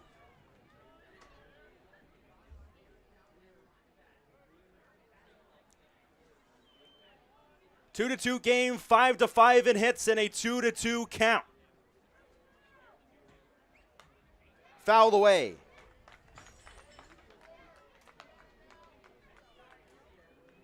Provencio's grounded out to second base twice. You would love to do it a third time here.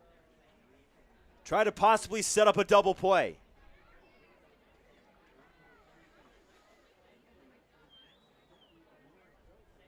Two and two. Over to third and past the glove of Carson Grout. That's going to score a run. And this time the defensive woes for the Miners.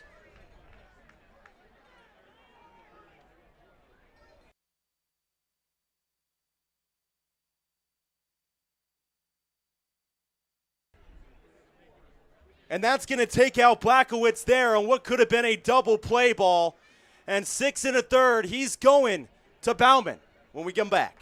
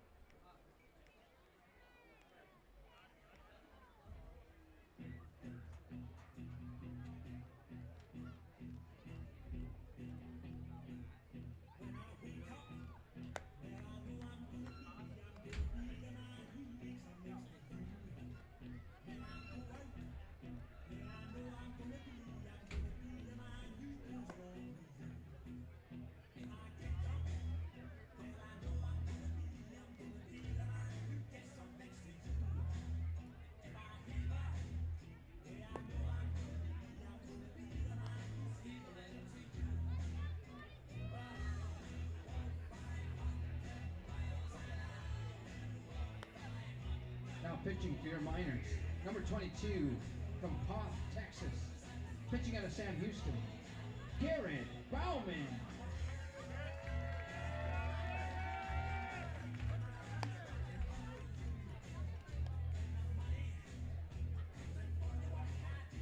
Get ready for the excitement at the MTA Grandstands this year with your favorite events. Monster Trucks, the Champions Tour Rodeo, and Demolition Derby are back. And don't miss the new 406 FMX Freestyle Motocross event, where the top riders in the world from X Games and Nitro Circus will put on a huge freestyle motocross show. Check it all out at alaskastatefair.org.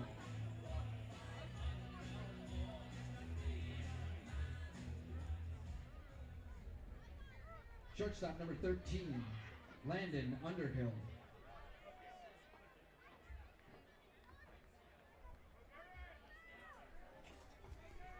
Three to 2 game now as Garrett Bauman comes in to try to shut the door down on the Bucs. There is a game 3. It goes tomorrow from Herman Brothers Field. The Miners would be back to the home side of things in that game. An error by Carson Grout is allowed that third run to score in a 3-2 game. Into center field. Underneath it is Stevenson, and he's going to double him off. Bauman comes in and gets the line out to center field, but one run comes across. We're going to the 8th.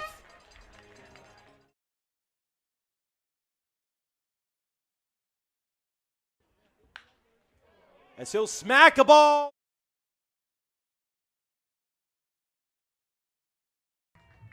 Two and two. Called strike 3. And the Miners are the first to double-digit wins with their 10th of the season. And that'll do it from Mulcahy Stadium. The Miners are again golden. They are the winners 6-0 over the Glacier Pilots. Second shutout win. Here's the pitch. Swing and a miss. Strike 3. Miners take the season series from the Glacier Pilots for win number 15, and it's 9 in a row.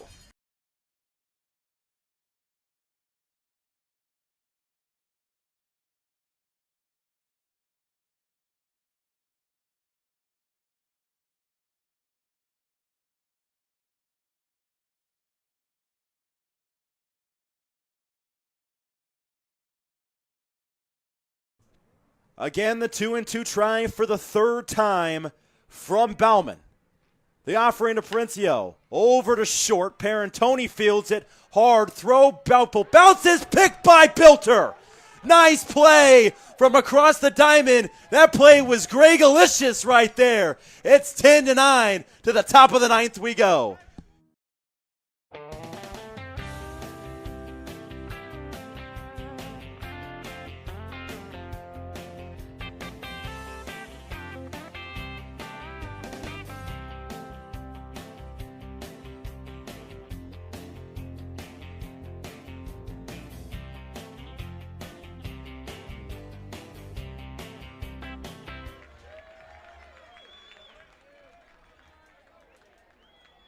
Three-two game from Herman Brothers Field. It is Lincoln Stevenson leading things off, and now the Miners needing another run. They scored one in the top of the seventh as that ball slicing towards playable territory and making a catch. No, he did not. It was dropped.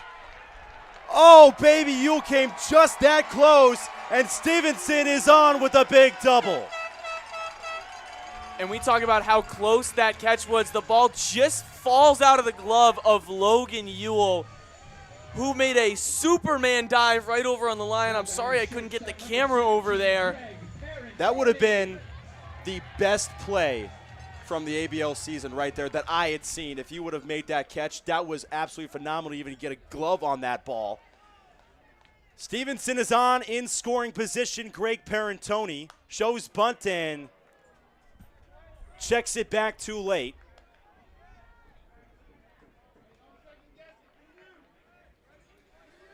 Parentoni second-guessed himself on that pitch, showed bunt, pulled back, and then realized he wanted to stick with the bunt and fouled it off. The 0-1 is poked into play. Stevenson's going to end up at third. Parentoni does a job perfectly good after that first check swing, getting the runner over, and now it is Elliot Medlock in a situation where he does not have to do it all. And it's only Elliot Medlock that has to realize that he does not have to do it all here. He just has to get it in play. We'll see where the infield's going to play. Right now, they will play in cut defense. 3-2 game as expected. So they will be going home if the runners try it on a ground ball. Anything into the outfield should be well enough to score the speedster in center of Lincoln Stevenson. Medlock swings and fouls off the first offering from Linder. Linder came into this game after Buxton threw a beauty of 6 2/3, just 2-run baseball.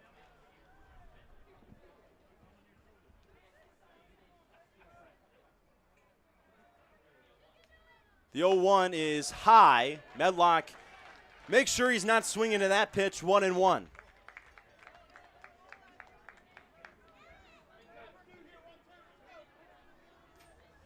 Carter Geffrey waits in the on-deck circle with Elliot Medlock in the 1-1. Poked over to third, past the glove, over at third of Haas. Stevenson's gonna score. Medlock gets onto the air, and this game is 3-3. Haas was trying to work too quickly and made an error. Back-to-back runs scored on errors at third base. And I'm going to give credit to Lincoln Stevenson there. He was going on contact, stopped himself. He made Haas second guess where he was going with this ball. And in that split second, his glove was a little too high, didn't read the bounce on that infield grass, allowed it to get under his glove. So credit to Lincoln Stevenson there. That ball in for a strike to Carter Geffrey. It's 0-1. Medlock waits at first base as the go-ahead run for the Miners.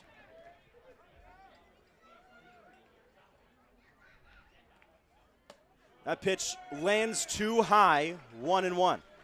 The Miners have yet to lead in this game. They've had a good amount of base traffic as they are ahead in hits at 6-5. But nothing timely yet for Matsu. Geffrey takes a daddy hack that time, nearly has his helmet fall off on the slider, but he misses it. It's 1-2. Geffrey may be fooled by that pitch, but it goes to a 1-2. He has to reset. 0 for 3 so far in this game, but can come through with a big moment for the Miners. Swing and a miss for Geffrey. He sits down on the same pitch, and it goes to Rich Erickson with 2 outs.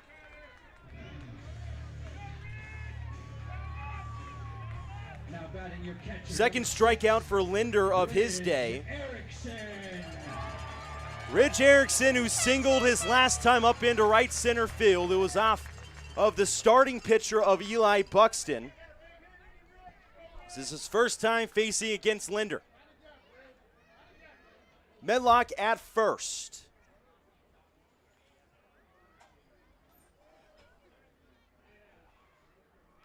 First offering is a slider that lands out of the zone. Medlock does have stolen base capabilities at second base, or at first base, excuse me, but trying into this situation with Rich Erickson up, not sure what the call is.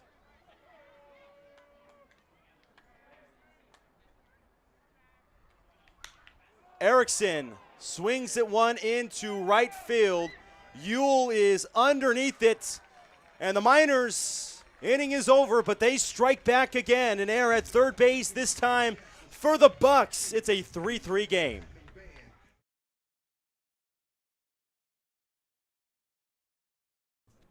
Again, the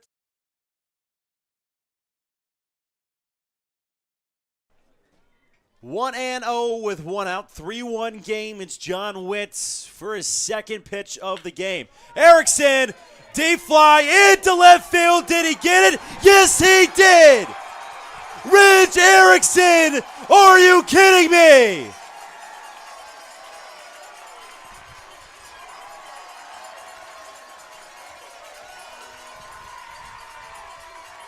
A BYU blast for Rich Erickson.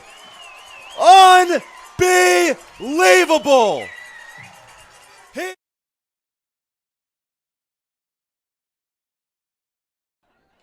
It's going to be a 3-2 again. The offering. Hammered into left field. Ball game over. The Miners climb the 14er, and they are ABL regular season champions. The Russian Medlock, as that is a title winner. Unbelievable for the Miners. They win the game 13-3 in what was a 4-3 game entering the bottom of the 8th. They put up 9 runs in the bottom. Welcome back in. 3-3 game from Herman Brothers Field that has been back and forth, but the Miners have never led once in this game quite yet. It's a 3-3 ball game. 1 run scored in each of the top of the 7th, bottom of the 7th, and then the top of the 8th. It was Blankowitz and Buxton who started these games, and both threw into the 7th inning, but neither one got out of it. Buxton threw 6 2/3. Blankowitz at 6 1/3. Firing a strike to go to a 1-1 count is Garrett Bauman. Got the line out into center field to double off Sherman, who made a base running error to get the double play. That ball lands too far inside. It's a 2-1. Wind's starting to pick up a little bit here at Herman Brothers Field, as it was supposed to get a little bit windy later in the night. 2-and-run runs inside, 3-and-run from Garrett Bauman.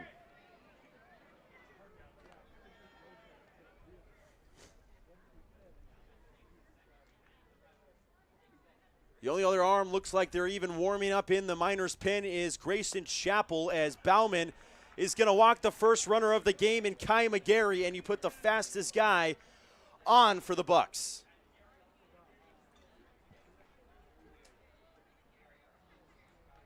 Center fielder number 4, Joey Narrett. So now it's Joey Narrett. Couple of fielders' choices over to Elliot Medlock at second, and a pop out to Eberhard at first. 0 for 3 in this game, but did score 1 run on one of the fielders' choices as that bunt is laid down. Going to second, and time is Erickson. Oh, baby, what a play. Ridge Erickson does it again from the defensive side. The bunt was too close to Erickson, a hard throw to Elliot Medlock, and they get it done. Whoa.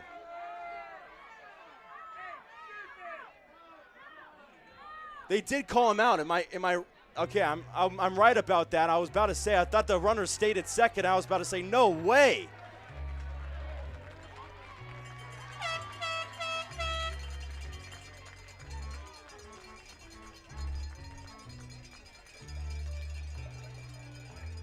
There is a 4-man crew for the umpires in this Tap of the World Championship, as it should be for a collegiate level play in a championship game.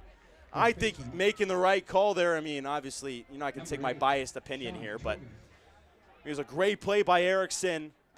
And there's a runner at first, and the Bucs dugout is getting chirpy. They've had a couple thrown out in this season for talking about pitches in the dugout. Steinhoff got thrown out once. Grady Ferris got thrown out once. Narrett's been thrown out once on this season as well, as has Coach Silva.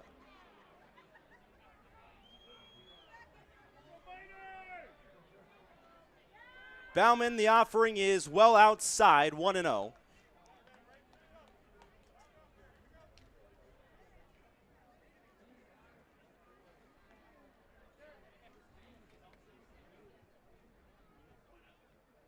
The 1-0 to a 2-0 for Garrett Bauman. Kai McGarry was put on base due to a walk. He was thrown out by Erickson on that bunt try, and now Narrett with still a little bit of speed, as that will be a swing and a miss of Sean Toger, 2-1. Miners crowd right behind Garrett Bauman with every pitch. 0 for 2 is Toger with a walk today. 2-1. In there for a strike, it's 2-2.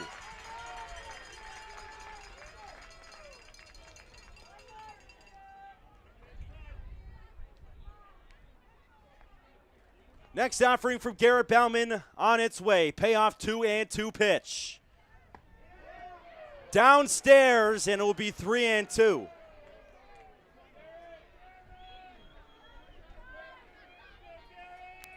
Runner at first in Narrett with the 1 out.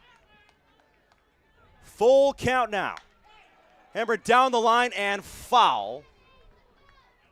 Eberhard would have fielded it if it was fair, as he was right on the line. And we'll have to do the 3-2 a second time. 7th pitch of the AB to Toger.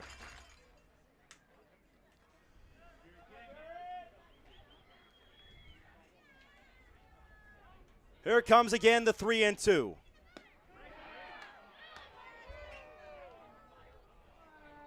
What? Who called time?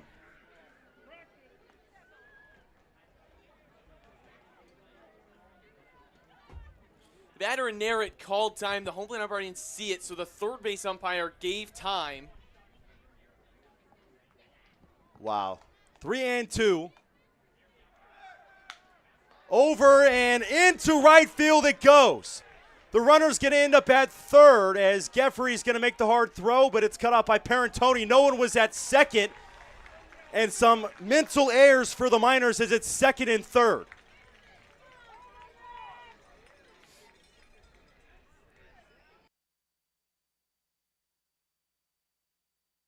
Right fielder, number 19, Logan Ewell. So Steve Hecker's going to come out. There's one out in this second and third now for the Bucs. Logan Ewell is up and does not have to do it all.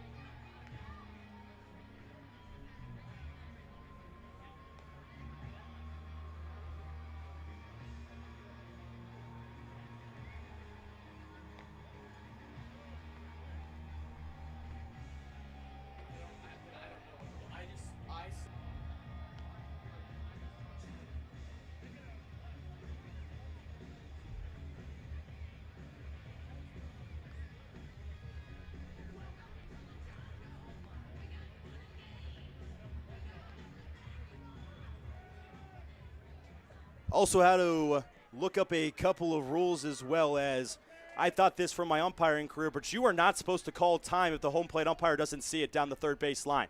But it is second and third with one out.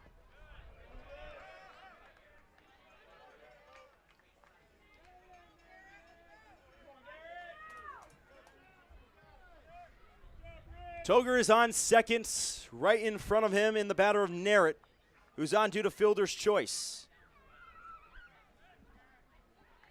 The 1-0 foul down the line and will be a 1-1.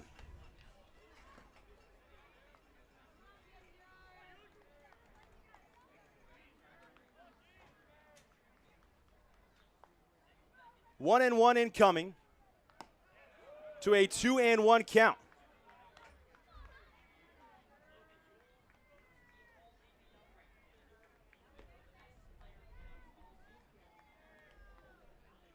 Two and one now is popped up in foul territory and will end up out of play. Got it on a 2-2 count. Logan Ewell had an RBI single back in the first. Has got out a couple of times since then with a K and a pop out into third base. 2-2. 3-2 count now.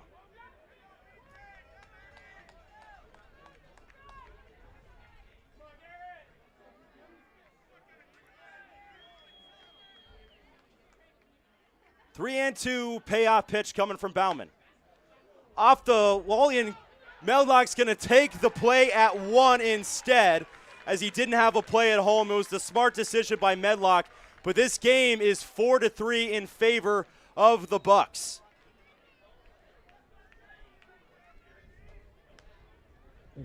That was the right play from Medlock, who did a good job of bringing that one in as it ate him up a little bit. Good job to secure it and take the out at first. Now 2 away for Garrett Bauman. That ball does not get far enough away from Erickson behind the All-ABL catcher. Only had 3 pass balls all season long in this 2025 summer.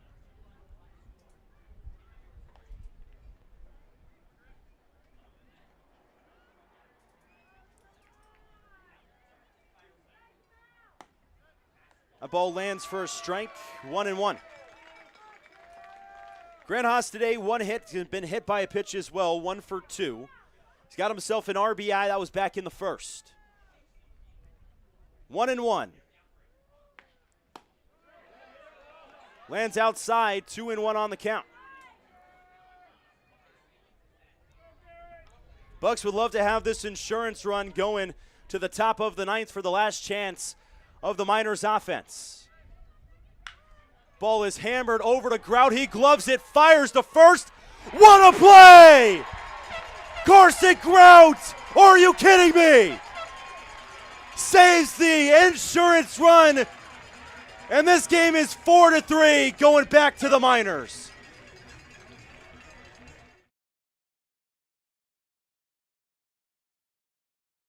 Go ahead. I'm Luke Wilson. I went to Johnson University. I'm Carson Grout. I went to the University of Iowa. It was recommended to me by my coach, and I had not heard any bad things about Alaska. I thought it was a good opportunity. Yeah, same with me. My coach said that they reached out, and I figured it'd be an awesome opportunity. Always wanted to go to Alaska, so it'll be fun. I know the script to Monsters, Inc., and there's just really never been a time to whip that out. I can drive a manual, but there's like no manual vehicles anymore, so it feels pretty useless.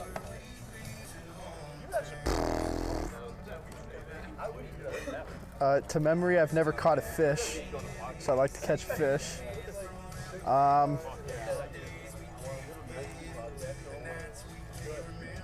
can hop in.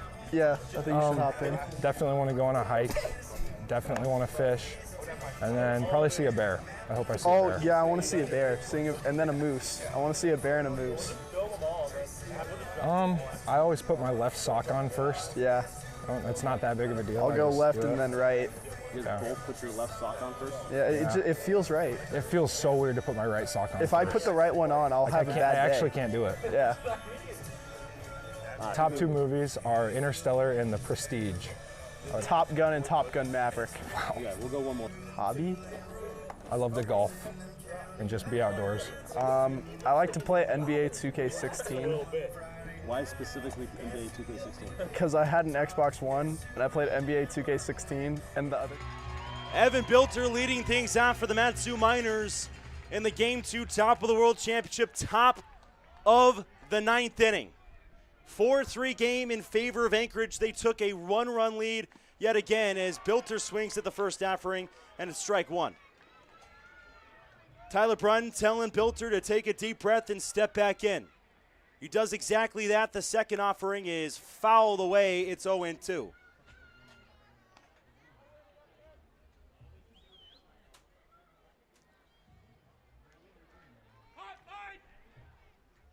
Next offer is into right field. Yule is underneath it and makes the catch for the first out. Miners are down to their last two.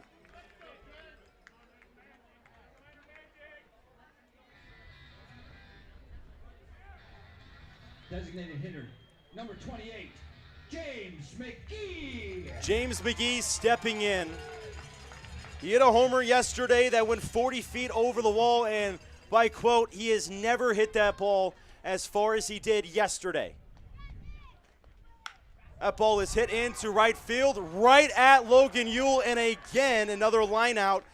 And it goes to Carter Eberhard, who's come through a couple times in this game, but they are down to their final out. First baseman, number 29, Carter Eberhard.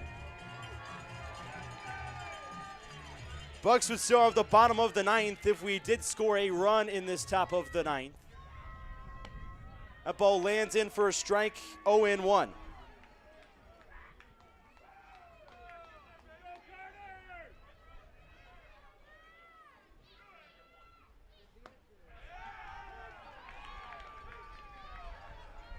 To Carter Eberhard.